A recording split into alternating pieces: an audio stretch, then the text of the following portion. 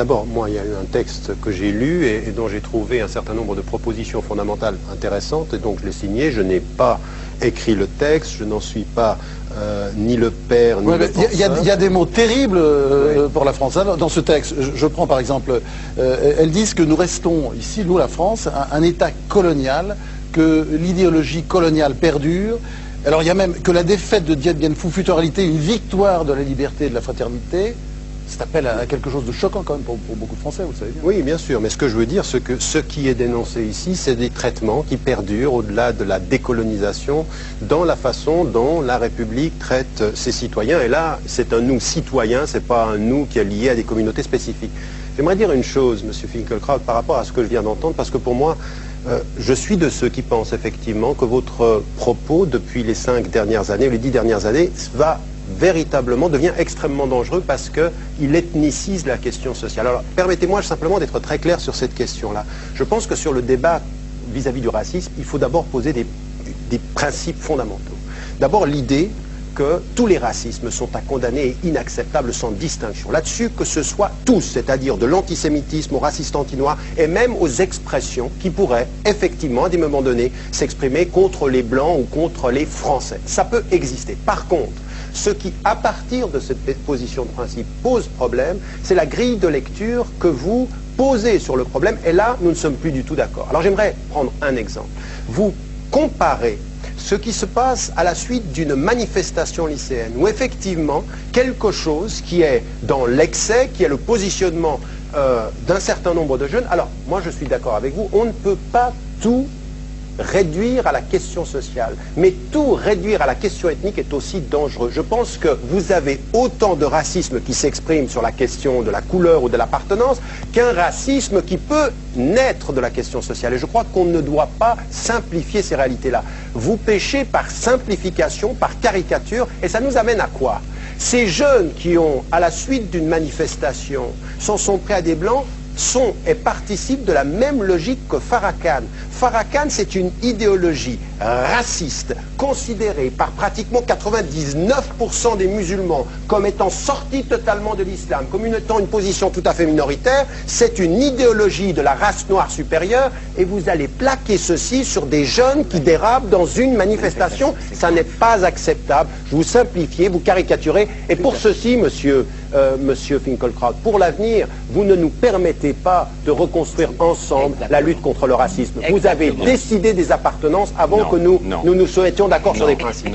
Réponse d'Alain Finkielkraut. Je n'ai rien décidé du tout. J'ai cité l'exemple de Farrakhan pour dire que ce racisme existe et qu'il a même une présence très forte à niveau mondial. Mais je rappelle qu'en effet, Le Monde a publié, et on sortait de 15 années de plomb, un texte disant un peu le vrai de cette manifestation, et que ce texte a été suivi d'un très intéressant article du Médiateur, qui osait simplement ceci, écrire racisme au pluriel. Et il citait en effet, parmi les lettres de lecteurs, celle-ci: j'ai passé 3 années de 1983 à 1986 au lycée Georges Braque d'Argenteuil. Si on ne les connaissait pas d'avance, on apprenait très vite et à grand renfort de coups, en arrivant dans cet établissement, un certain nombre de règles de survie: ne jamais adresser la parole à un non blanc, ne jamais regarder une fille non blanche, et si une bande de Zoulous entre guillemets s'approchait, changer immédiatement de trottoir, tout manquement coûtait un tabassage. Et Robert Solé dit: Le Monde n'a pas attendu les manifestations lycéennes de mars pour commencer à aborder des réalités dérangeantes,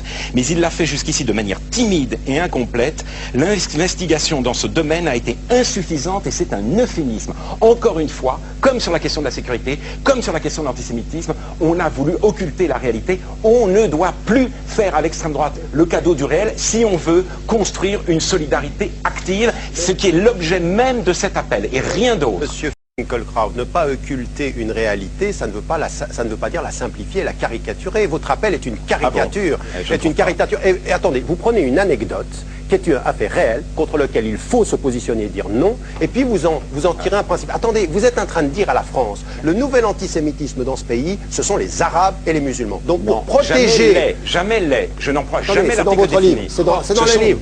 Arabo-musulmans. Alors attendez, des palais. Attendez, attendez. Et quelle différence faites-vous? Attendez. Expliquez-nous, Ça veut on dire veut que comprendre. ça n'englobe pas tout le monde, ce n'est jamais de l'essentialisation, Mais c'est complètement différent. Mais monsieur C'est complètement Finkielkraut, différent. monsieur Ce ne sont- Finkielkraut, le racisme de Le Pen, ce ne sont pas les Français. Ce sont des Français. Monsieur c'est tout. Finkielkraut, quand vous échappe, Des franchouillards. quand vous échappe la formulation, les Antillais sont des assistés. Oh, elle ne Ça m'a n'est- pas échappé, je n'ai pas dit ça, je n'ai jamais dit ça comme ça. Je n'ai pas eu cette phrase, ce Alors n'est pas attendez, vrai. Ce n'est attendez, pas vrai. vous êtes repris et vous avez réexpliqué. Moi, ce qui m'intéresse aujourd'hui, dans ce débat-là, c'est que nous nous mettions d'accord, comme citoyens, qu'il y a des principes à défendre. Et qu'il faut- Dieudonné, ça vous intéresse le Attendez, succès de Dieudonné? Est-ce que je peux Il a terminer été Mais- condamné, Dieudonné, par tout le monde. Pas aux Antilles précisément, pas aux Antilles, Oh, même pas aux aux Antilles, Antilles, même pas aux aux Antilles. Il a Antilles. été reçu comme un prince. Est-ce C'est que quand vous- même un problème. est-ce que vous le condamnez, C'est quand même un Tariq problème. Ramadan, Dieudonné? C'est quand même un problème. Je ne suis pas du tout, je vais commencer par là, je ne suis pas du tout dans l'attitude de condamner des hommes. Cet homme a tenu des À part propos. Finkielkraut, Vous apparemment. condamnez Non, Jean-Marie Le Pen. Vous le condamnez. Je condamne les propos d'un homme, je condamne pas les... Non, je Condamnez suis pas du Jean-Marie tout- Le Pen. Je condamne les propos Vous d'un homme. condamnez aussi d'accord. Dieudonné. Je ne condamne pas... Alors, première chose qu'on soit extrêmement clair sur les propos de Dieudonné, parce qu'on ne me fera pas dire sur ce que dit Dieudonné des choses que même la justice ne dit pas. Premier élément, il a des procès, il n'en a perdu aucun. Deuxième élément, je suis moi, Quel par rapport... légalisme. Mais non, mais Non mais c'est très attendez, bien, mais attendez, c'est quand même, attendez, moi je veux dire, la justice, elle n'est bonne que quand elle va dans votre sens. Il n'a perdu aucun de ses procès sur antisémitisme. Laissez-moi terminer. Laissez-moi terminer. Le deuxième élément, c'est que je ne suis pas d'accord, et je l'ai fait, je l'ai dit et répété, je ne suis pas d'accord avec ce qu'il a dit et prononcé dans les émissions en France et ce qui a été dit en Algérie. Je l'ai dit et je le répète, je ne suis pas d'accord avec ça. Mais on ne peut pas, et vous ne pouvez pas, vous, dire de cet homme quelque chose que la justice, après 17 procès, ne peut pas dire. C'est tout. Donc je ne condamne pas. Eh bien, je vais vous dire, je le dirai quand même. Voilà. Pour revenir sur l'appel des indigènes de la République, c'est comme d'une violence extrême cet appel. Enfin, quand vous parlez d'indigènes, il y a des indigènes dans les banlieues. Vous pensez que la France traite aujourd'hui une partie de sa population Écoutez, comme des indigènes? Moi je laisse, C'est si un vous tour voulez, de Gaspésie, j'ai signé ce texte pour deux raisons. La première raison, qui a tout de suite été mise en évidence par ceux qui l'ont écrit, ce texte, c'est que c'est un coup de gueule. C'est-à-dire qu'à partir d'un certain moment, ce qui est en train de se passer en France, c'est qu'un certain nombre de citoyens... de Finkielkraut. Non, non, Vous êtes attendez. de mauvaise foi.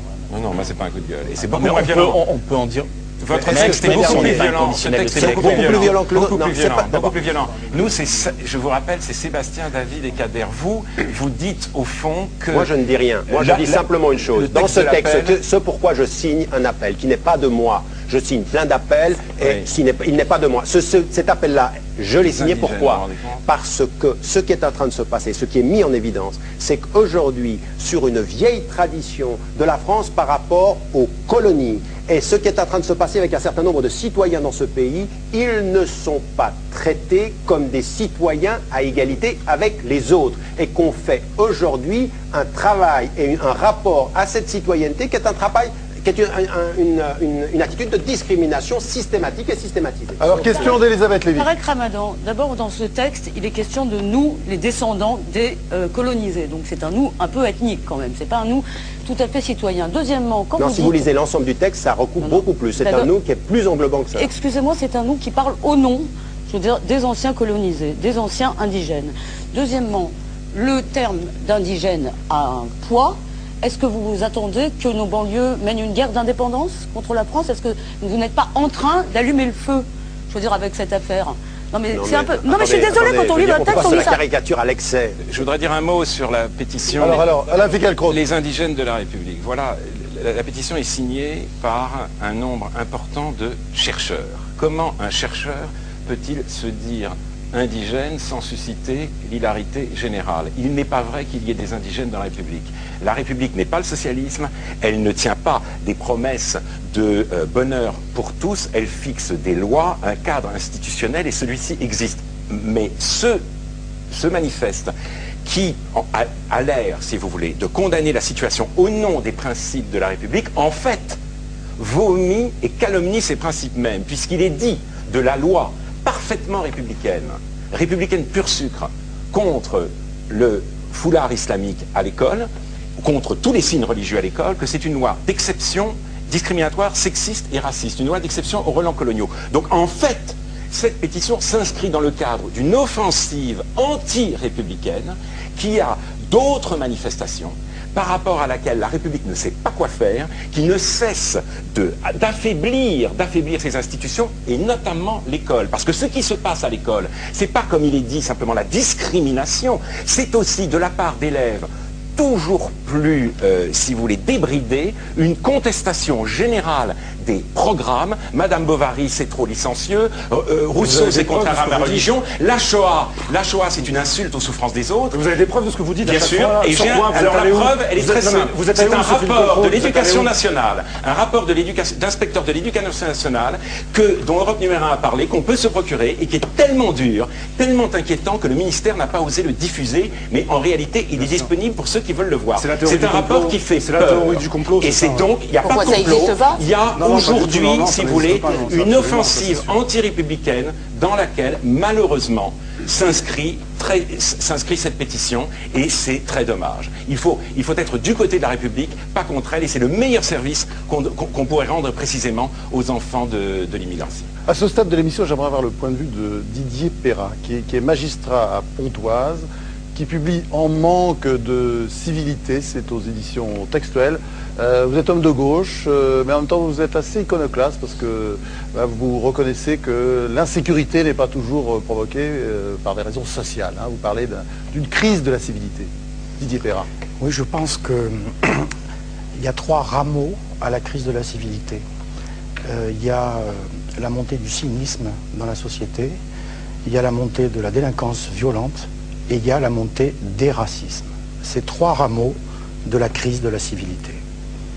Et les lectures unilatérales, ethniques, ou sociales, ou politistes de cette crise de la civilité font passer à côté de la complexité et de la chair du problème.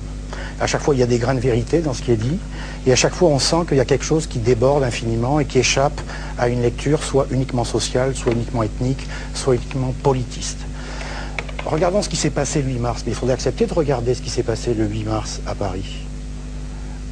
Il y a eu un appel aussi qui a circulé, qui continue de circuler, pour qu'il y ait une enquête publique sur ce qui s'est passé le 8 mars à Paris. Ce qu'on sait déjà, c'est que plusieurs centaines, certains disent 1 millier, de cogneurs, pas de casseurs, c'est pas des abribus qui ont été détruits. Plusieurs centaines de cogneurs sont descendus sur une manifestation, ont bousculé, dépouillé des jeunes garçons, des jeunes filles, au point que la manifestation, qui était pourtant déclarée et autorisée, a été de fait interdite. Il faudrait une commission d'enquête publique pour élucider vraiment ce qui s'est passé le 8 mars, y compris... Et qu'est-ce que vous entendez là? Vous pensez qu'il y a... Y compris la place que tenaient les propos racistes dans ces exactions. Il y a des propos racistes qui ont été tenus, des témoignages en attestent, un racisme anti-blanc qui s'est exprimé. Mais il y a aussi des gens qui ont été dépouillés sans aucun propos. Et il y a aussi des Noirs qui ont été agressés parce qu'ils étaient manifestants et lycéens dans cette manifestation. Il n'y avait pas que des jeunes des banlieues dans cette manifestation, il y avait aussi des personnes plus âgées.